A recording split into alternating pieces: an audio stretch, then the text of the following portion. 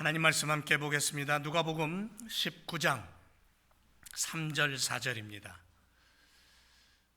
세상이 너무 좋아져서 이제 성경책 안 들여다봐도 앞에 다 있으니까 성경책 찾으라 그러면 어디 있는지 몰라요.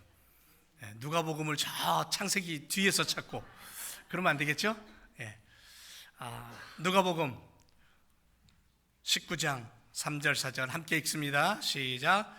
저가 예수께서 어떠한 사람인가 하여 보고자 하되 키가 작고 사람이 많아 할 수 없어 앞으로 달려가 보기 위하여 뽕나무에 올라가니 이는 예수께서 그리로 지나가시게 되미로라. 아멘.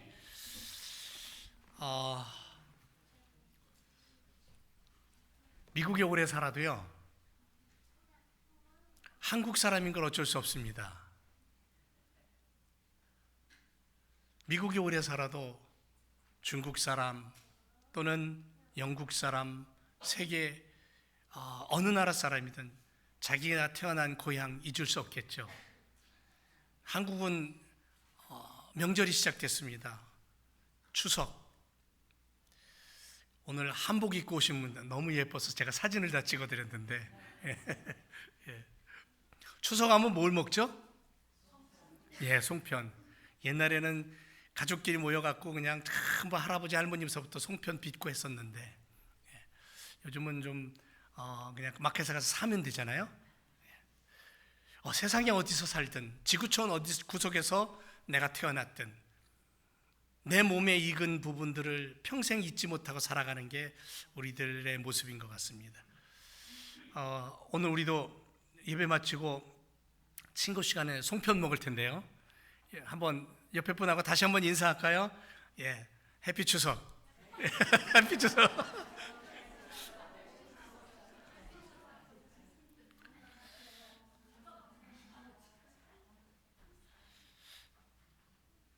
지난 시간에 이어서 이 삭개오의 땀방울을 우리가 다시 한번 느끼기를 원합니다. 포기하지 않는 땀방울의 소유자. 지난 시간에 삭개오를 우리가 들여다보면서 끝까지 포기하지 않고 달려갔던 믿음의 사람임을 발견하게 됩니다. 그런데 삭개오의 그 믿음을 보면서 삭개오가 위대하다고 얘기하는 게 아니에요. 삭개오가 그렇게 믿음을 가지고 달려갈 수 있도록 하나님께서 그 마음에 그 은혜를 심어줬다는 거예요. 그게 더 중요해요. 하나님의 부르심, 하나님의 은혜 주심. 삭개오는 작고 연약한 사람이라 그랬죠. 그런데 주님을 만나고자 하는 열망 하나로 수많은 사람들의 장벽을 뚫고 달려갔던 모습을 발견합니다. 여러분, 예수님께서 골고다 올라가실 때에 그 골고다로 올라가시던 예수님의 모습을 생각해 보세요. 얼마나 많은 고난과 역경과 방해가 있었는지. 근데 예수님 포기하지 않았거든요. 십자가의 무게가 그분의 어깨를 짓누르고 살점이 찢기는 고통 속에서도 주님은 끝까지 인내로 그 길을 완주하셨어요. 오늘 삭개오가 보여준 믿음의 또 다른 모습을 우리가 들여다보길 원합니다. 끝까지 달려감에 있어서 삭개오는 그 다음에 뭘 했냐면 올라감의 신앙이 있었다는 거죠. 달려간 것만이 아니라 올라갔다는 거예요. 삭개오는 절망의 자리에서 올라갔어요. 어둠의 자리에서, 아픔의 자리에서, 상처의 자리에서 그는 그걸 딛고 올라갔다는 거죠. 예수님이 오신다는 소식을 듣습니다. 그것도 자기 마을에 달려갑니다. 그런데 그 앞을 가로막는 것은 무엇입니까? 사람들의 벽입니다. 아무리 발돋움을 치고 까치발을 세우고 비집고 들어가려고 해도 도저히 틈이 나지 않습니다. 사랑하는 성도 여러분, 이게 바로 세상의 현실이에요. 어쩌면 우리가 살고 있는 이 세상의 모습일지 모르겠습니다. 세상은 힘 있는 자, 가진 자를 위해 열린 문이지만 힘없고 연약한 자들에겐 늘 닫혀 있는 것 같은 그런 삶의 모습을 우리 스스로가 느낍니다. 더군다나 소수민족으로 이민 생활하고 있는 우리들의 삶 속엔 더 많은 그런 부분들을 느낄 때가 있다는 거죠. 그래서 때로는 낙심합니다. 뭐라고 얘기하냐면요, 아유, 내 팔자지 뭐, 그러고 맙니다. 팔자 타령하죠. 체념해버립니다. 그런데 믿음의 사람들은 그러면 안 돼요. 세상은 그렇지만 주님은 그렇지 않다라는 거죠. 세상은 우리를 밀어내지만 주님은 우리를 불러들여서 안으셔요. 주님은 우리를 포기하지 않습니다. 우리가 올라가는 그 길 앞에서 기다리고 계신 분이 우리 주님이시라는 거예요. 어쩌면 삭개오의 올라감을 미리 하시고 준비하고 그 올라감 위에서 기다리셨을 겁니다. 삭개오를 바라보면서요, 포기라는 단어가 떠오릅니다. 삭개오는 포기라는 단어 앞에 지지 않았다라는 거죠. 포기를 포기하지 않았다. 그는 앞을 가로막는 사람들 때문에 돌아서지 않았고요,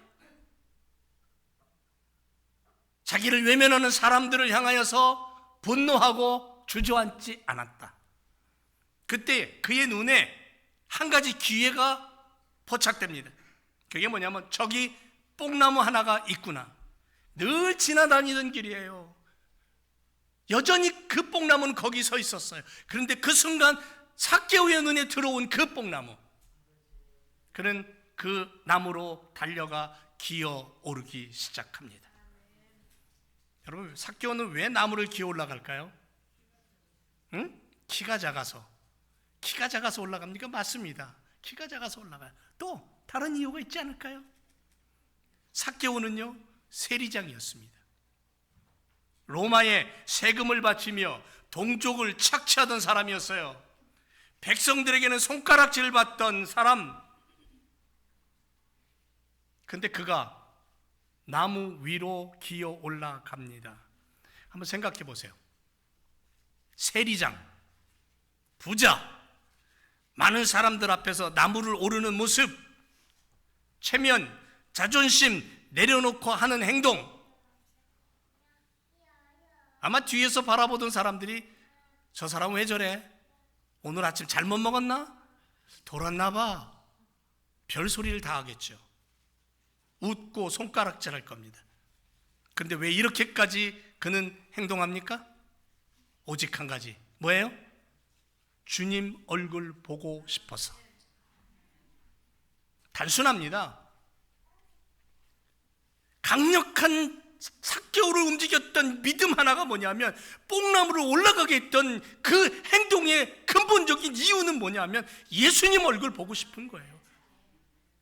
거기에 다른 게 섞여 있지 않습니다. 사랑하는 제가 교성도 여러분, 오늘 우리의 신앙은 어떤가요? 우리는 예배를 드리면서 주님을 만나고자 하는 간절한 갈망, 그 마음으로 여기에 올라와 있나요? 삭개오처럼 체면을 내려놓고 세상의 눈을 내려놓고 오직 주님 만나서 주님과 함께 나누고 예배하기를 원해서 그렇게 올라온 줄로 믿습니다. 여러분, 믿음의 올라감이라는 것은요, 뭐가 필요하냐면 신뢰라는 게 필요합니다. 삭개오의 믿음을 단순하게 보지 마세요. 삭개오는 예수님의 얼굴만 보면, 이게 단순한 것 같지만 굉장히 강한 의미가 있는 거예요. 얼굴만 보면, 예수님과 대화하는 것도 아니에요. 멀찍이서 예수님 얼굴 한 번만 보면 내 마음속의 응어리, 내 마음속의 원한과 분노가 풀어져 나갈 것이라는 확신을 갖고 있었다는 거예요. 이게 신뢰예요. 사람들은 비웃습니다. 저기 세리장이가 쟤 뭐하는 짓이냐? 개의치 않습니다. 삭개오에게 중요한 것은 사람들의 시선이 아니라 예수님의 시선이에요. 믿음이 뭡니까? 믿음은 하나님을 향한 신뢰의 고백이고요, 그분만이 내 구원자이심을 믿고 내 앞에 놓여 있는 장벽과 방해를 뛰어넘는 힘이 바로 믿음이라는 거죠. 그래서 삭개오는 믿음을 가지고 거기로 올라가고 있는 거예요. 그 올라감의 가슴 깊은 곳에는 뭐냐면 얼굴 한 번만 봐도 모든 것이 뒤집어지고 변화되겠다는 신뢰가 가득 들어있는 거죠. 그래서 히브리서 11장에 뭐라 그러냐면요, 믿음이 없이는 하나님을 기쁘시게 못한대요. 믿음으로 올라가는 자를 예수님은 결코 외면하지 않으신다고 말씀하고요. 여러분 성경에 보면 지붕을 뚫고 친구 넷이 꼼짝달싹 못하고 병에 누워있는 한 친구를 들것에 메어서 지붕 위에다 올려서 지붕을 뚫고 그 친구를 예수님 앞에 달아 내리는 장면이 있지 않습니까? 그 네 친구의 믿음, 그 믿음이 뭐예요? 그들이 뭐 멋있어서, 그들이 뭐 친구를 너무너무 사랑해서, 맞아요. 그런데 더 큰 의미는 뭐냐면 그 넷의 믿음은 뭐냐면 친구가 예수님 만나면 낫는다는 거예요. 예수님을 향한 신뢰예요. 딸의 건강을 위해 주님 앞에 나왔던 가나안 여인,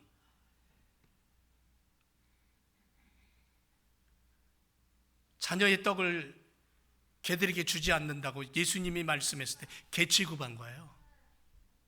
그때 이 여인 뭐라 그럽니까? 주인의 상에서 떨어지는 부스러기라고 내가 필요하니까 주세요라고 주님을 신뢰했던 거예요. 믿었던 거예요. 끈질긴 믿음. 주님 그래서 이 여인을 칭찬하잖아요. 오늘도 삭개오의 믿음을 가진 자들을 보고 주님 미소 지으셔요. 하나님의 은혜를 믿고 감사함으로 신뢰의 산을 오르는 일꾼들을 칭찬하신다니까요.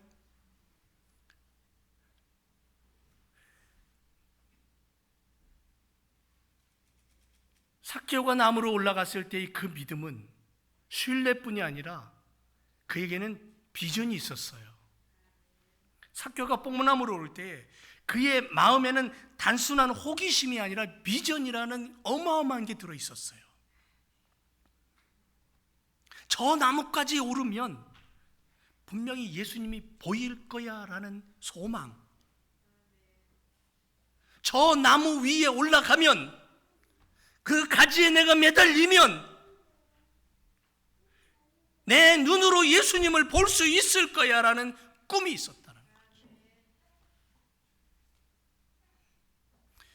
삭개오가 나무 위에 올라갔을 때에, 나뭇가지에 걸터 앉았을 때에 참 얼마나 작았으면 나뭇가지에 걸터 앉아 어린아이처럼 보였을까요? 근데 예수님이 삭개오 앞에 서 있는 거예요. 그 순간 삭개오의 꿈과 비전은 현실이 됩니다. 예수님을 만나면, 예수님을 보게 되면, 예수님을 붙잡게 되면 우리의 꿈과 비전은 현실로 드러나고 열매 맺게 되는 거예요. 오늘 우리의 신앙에도 이 비전에 올라감이 있음을 주님 앞에 올려드리길 원합니다. 예배당에 나올 때 단순한 의무를 가지고 나오는 게 아니라 하나님을 만나기 위해서 올라오고, 주님의 음성 듣기 위해서 올라오고, 그 주님의 음성을 내가 들었을 때 나의 삶에 어떤 어려움이 와도 이겨낼 수 있는 용기와 꿈이 생기고, 그래서 기도하고 찬양하고 하나님 앞에 헌신하고, 주님은 오늘도 기다리시는 거예요. 주님을 신뢰하고 비전을 가지고 주님 앞에 올라오는 당신의 자녀들을 미리 앞서서 기다리고 계시고 두 팔을 벌리고 계시는 거예요. 그게 주님이셔요. 여러분, 올라간다 했을 때 우리는 골고다 언덕을 떠올리게 됩니다. 그래서 21세기를 살아가는 믿음의 성도들의 삶의 고백이 뭐가 되어야 되냐면, 주님 올라가신 그 길, 십자가의 길을 나도 따라 올라가며 주님 쫓아가겠습니다라는 고백이 있어야 된다는 거죠. 삭개오가 뽕나무로 올라갔듯이 삭개오의 모습을 통해 주님을 발견하고 주님을 붙잡고 주님을 의지하며 사는 그러한 믿음의 삶이 우리에게 필요하다라는 거죠. 예수님께서 한번 생각해 보세요. 예수님께서 당신이 가지신 그 비전을 완성하기 위해 골고다 언덕을 오르시잖아요. 십자가 지고.